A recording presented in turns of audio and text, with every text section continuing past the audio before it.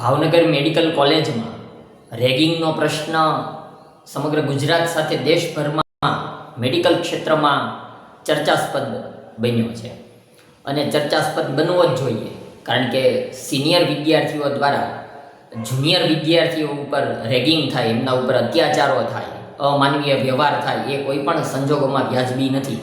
અને આ ભાવનગર મેડિકલ કોલેજમાં પ્રથમવાર એક વર્ષે જ આ ઘટના બની એવું નથી.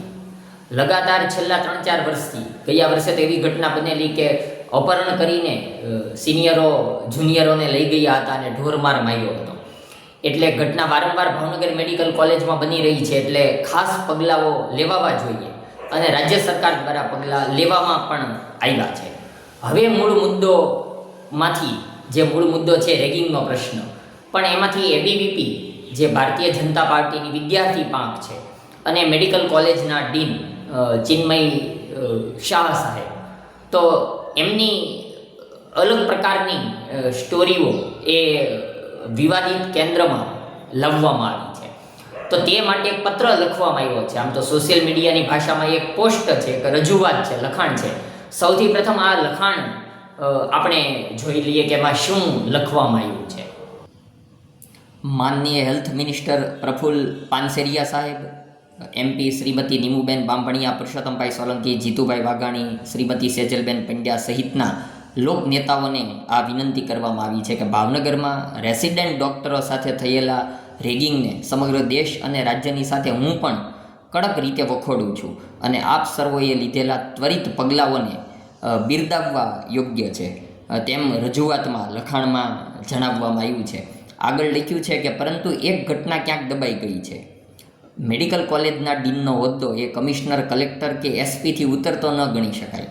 આ હોદ્દાને ખરા હૃદયથી શોભાવતા ડીન સાહેબ શ્રી ચિન્મય શાહ સાથે એબીવીપી, જે ભાજપની જ યુવા પાંખ છે, વિદ્યાર્થી શાખા છે અને ખરેખર તેઓ વિદ્યાર્થી માટે લડે પણ છે અને ખાસ કરીને રાષ્ટ્ર સેવામાં એ એબીવીપીનું પણ ઘણું બધું પ્રદાન છે, દરેક જાણે છે.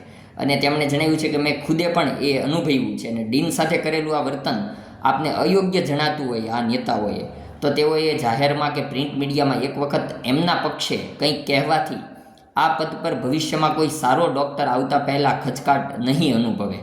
અને એબીવીપી કાર્યકર્તાઓને પણ વિનંતી કરવામાં આવી છે કે તેઓ ભવિષ્યના લોકસેવક છે અને ખરેખર તેઓ લોકસેવાનું કામ કરી રહ્યા છે. સરદાર પટેલ, ગાંધીજીના ઉદાહરણોથી ગુજરાતને ગર્વ અનુભવે તેવું વર્તન કરે તો એક ઉત્કૃષ્ટ દાખલો બેસશે. અને રેસિડેન્ટ ડૉક્ટરો સાથેની ઘટનામાં ડૉક્ટરો સહિતના એ જે કોઈ સહકાર આપ્યો છે એનો આભાર માનવામાં આવ્યો છે અને એવો એક આશાવાદ પણ જગાવવામાં આવ્યો છે કે આપ ડીન સર સાથે ઊભા રહી ભવિષ્યના ડૉક્ટરોના ઘડતરમાં સહભાગી બનો, ડૉક્ટર દર્શન શુક્લ એક સામાન્ય નાગરિક તરીકે. તો આ રીતની વિગત જણાવવામાં આવી છે કે ભાવનગરના લોક નેતાઓએ કંઈક બોલવું જોઈએ આ મુદ્દા ઉપર, કારણ કે એબીવીપી એ ભારતીય જનતા પાર્ટીની વિદ્યાર્થી પાંખ છે. ડૉક્ટર ચિન્મય શાહ સાહેબ પણ એબીવીપી કુળમાંથી છે. આ જે રજૂઆત કરવામાં આવી છે ડૉક્ટર દર્શન શુક્લ, કાઉન્સમાં તો એવું લખવામાં આવ્યું છે સામાન્ય નાગરિક, પણ તેઓ સામાન્ય નાગરિક નથી, ભાવનગરના જાણીતા તબીબ છે. ડૉક્ટર ચિન્મય શાહ સાહેબ પણ ભાવનગરમાં પ્રતિષ્ઠિત અને જાણીતા વ્યક્તિ છે. તો દર્શન શુક્લ દ્વારા એવું જણાવવામાં આવ્યું છે, તેઓ બજરંગદાસ બાપા હોસ્પિટલના હાલના ડાયરેક્ટર પણ છે.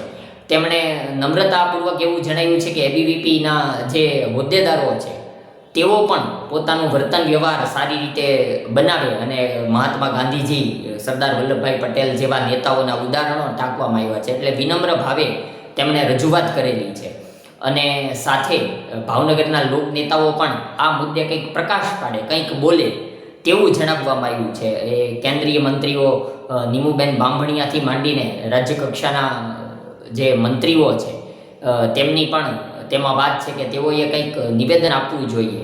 અને ભવિષ્ય એવું થશે કે આ જ પ્રકારની જો પરિસ્થિતિ રહેશે તો આગામી દિવસોમાં કોઈ ડૉક્ટર ડીન પદ સ્વીકારશે કે કેમ, એ પણ મોટો પ્રશ્ન ઊભો થશે. પણ રેગિંગની ઘટના ચોક્કસપણે વખોડવામાં આવી છે અને આમ પણ લગાતાર ભાવનગર મેડિકલ કોલેજમાં જ રેગિંગનો પ્રશ્ન થાય તો તેના માટે સત્તાધીશોએ પણ કંઈક વિચારવું જોઈએ. અને તેમણે આ જે દૂષણ વ્યાપ્યું છે અને સતત ઘર કરી ગયું છે તો તેને કેમ નાબૂદ કરવું એ માટે સત્તાધીશોએ પણ આત્મચિંતન કરવાની જરૂરિયાત છે. અને તેમાં એન પ્રકારે તેઓ પણ ક્યાંક જો કોઈ પણ જોડાયેલા હોય તો તેમણે પણ તેમના વિરુદ્ધ પણ પગલાં ભરવા જોઈએ, એ પણ જરૂરી વાત છે.